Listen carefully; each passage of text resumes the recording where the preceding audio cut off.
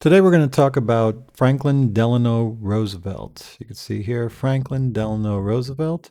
He is known also as FDR. So we could see here Franklin F, Delano D, and Roosevelt R. He is the um, fifth cousin to President Teddy Roosevelt that we studied earlier in the book. And he is the husband of another distant cousin, Eleanor. Eleanor is going to be one of the more famous of the first ladies that we have. She is very outspoken, very forceful, has very strong beliefs, and she's going to let you know about them. So she was a force to be reckoned with. And a couple of things to know to remember about FDR. When he was 39, he suffered from polio and lost the use of his legs. Um, you can see here he's in a wheelchair, but when he was president, they were very, very careful to not let the public know what kind of condition he was in. And you wouldn't see this picture in the newspaper. It was always hidden from the public as much as possible. I do believe people knew that he had a problem with his legs, but it just people were not reminded of what ailments he had.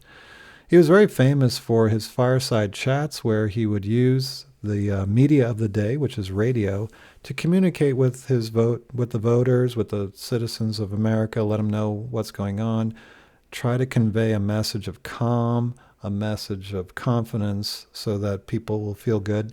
And this led to him being elected 4 times as president. If you remember, George Washington only ran for 2 terms, and every president since then has honored that tradition.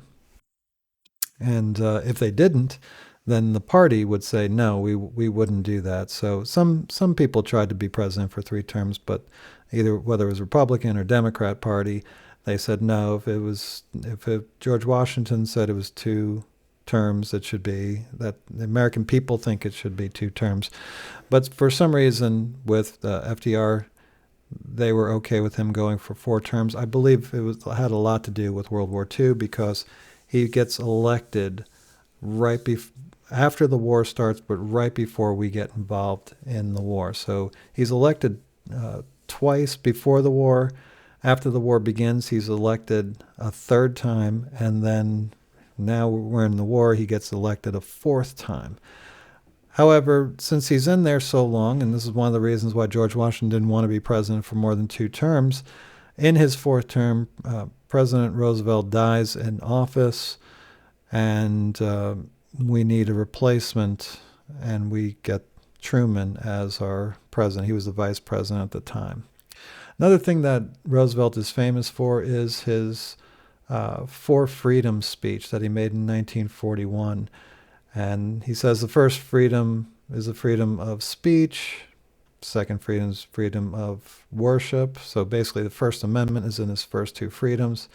Then he talks about freedom from want, where people need to have basic economic understanding so they can have good economic times, and therefore peace can be established. I guess he wanted to, I won't speculate. And then the fourth freedom is freedom from fear.